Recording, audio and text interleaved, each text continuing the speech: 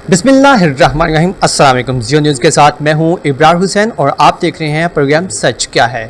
नाज़रीन, कहा जाता है कि इंसान तमीज़, तहज़ीब, इखलाक, प्यार, मोहब्बत और रिश्तों की ज़ंजीरों से बंधा हुआ एक दरिंदा है, और जब ये ज़ंजीरें टूटती हैं तो इंसान इंसान नहीं रहता बल्कि एक दरिंदा बन जाता है। इंसानी दरिंदगी का एक ऐसा ही वाक़या जो विहाड़ी में पेश आया। विहाड़ी में हामिद वहाज नामी दरिंदा सिफ्त इंसान ने 15 से ज़ायद बच्चियों को ऑनलाइन जॉब्स का झांसा देकर अपने पास बुलवाता और फिर उनकी वीडियो बनाकर उन्हें ब्लैकमेल करता और उन्हें मज़ीद लड़कियों की डिमांड करता। विहाड़ी का ये सबसे बड़ा जिनसी स्कैंडल है।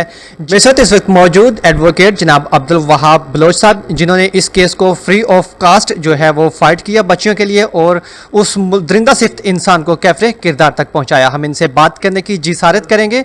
अस्सलाम वालेकुम सर। वालेकुम सलाम। सर, बताइएगा कि इस केस को जो है वो आपने फाइट किया फ्री ऑफ कास्ट और इस दरिंदा सिफ्त इंसान को कैफरे किरदार तक पहुंचाए, इस केस के हवाले से आप क्या कहेंगे?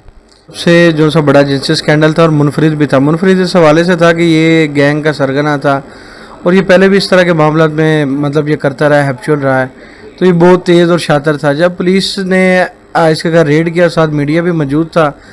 ARY का एक सीनियर एंकर पर्सन है, पाकिस्तान की बड़ी मौजूद पर्सनैलिटी है इकरारुल हसन।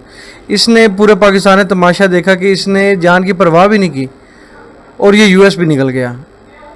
और जब US भी निकल गया, फिर एक टास्क था पुलिस के लिए भी और डॉक्टर्स के लिए कि US भी किस तरह निकालने, क्योंकि उसी के अंदर सारा डाटा था और वही साबित करता था कि ये क्या क्या कारनामे सर अंजाम देता है। आपने 15 लड़कियों का कहा, 15 से 20 तो अपना और USB के अंदर थी। फिर ये जो 2 विक्टिम्स हैं जिनकी FIR थी, उसके अलावा ये तो वो है ना जो उनसे मंजर आम पर आई हैं। जो मंजर आम पर नहीं आई तो उससे पता नहीं उससे पहले कितनी की लड़कियों को और उससे अलावा कितनी की लड़कियों को ब्लैकमेल कर रहा था। जी नाज़रीन, मैं आपको बताता चलूं कि ये जो मुल्ज़िम है इसके जो वालिद साहब विहाड़ी की मशहूर शख्सियत महकमा औकाफ के साबिक मेंबर भी।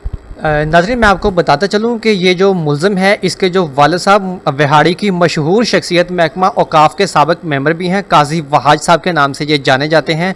तो ये उनका बेटा था जो दरिंदा सिफ्त इंसान था।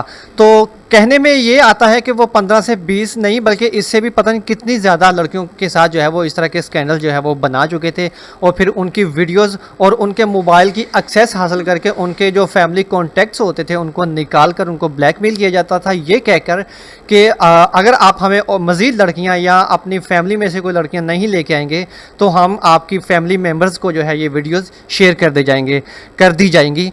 तो जिसके डर से जो है वो लड़कियां मज़ीद इनके चुंगल में जो है वो फंसती रहती थी। सर, क्या कहेंगे कि ये विहाड़ी का सबसे बड़ा जो है वो केस था जिसको आपने कैफरे किरदार तक पहुंचाया केस फाइट करके, तो क्या कहेंगे सर, ऐसे मुजरम जो हैं उनको ऐसी सज़ाएं मिलनी चाहिए?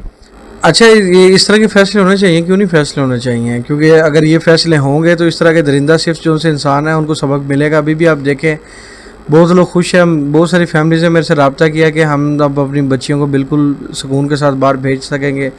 जो घर का सहारा होती है, वहाद कफ़ील होती हैं, कमाने वाली छोटे बहन भाई होते हैं, बाप का सर पे साया नहीं होता, तो उन लोगों के लिए बड़ा ये लम्हा फ़िक्रिया था कि इस तरह के जो से लोग हैं उनको दरिंदगी का निशाना बना लेते थे। ज़्यादातर जो बच्चियाँ थी इसके अंदर उसमें भी देखा गया कि जो लड़कियाँ थी वो घर की वाहद कफ़ील थी या फिर स्ट्रगल में थी, जिनके सर पे बाप का साया नहीं था, उसी को ज़्यादा टारगेट किया जाता था ताकि ये ज़्यादा अगर मेरे खिलाफ कोई कंप्लेन करें तो ये पीछे से परसू ना कर सके। तो लाजमी बात है इस तरह की अगर अदालत फ़ैसले करेगी तो हमारे जो उनसे माशरे में है, क्योंकि असल रास्ता ही यही है हमारा। आईने पाकिस्तान, CRPC, पुलिस रूल्स अपने यही कहते हैं कि आप अगर पुलिस वाले किसी शख्स को पकड़ते हैं, उसको पकड़ के एक अच्छी इंटेरोगेशन तफ्तीश करके अदालत में चालान सबमिट कराते हैं तो फिर वो मनतकी इंजाम को पहुंच जाता है।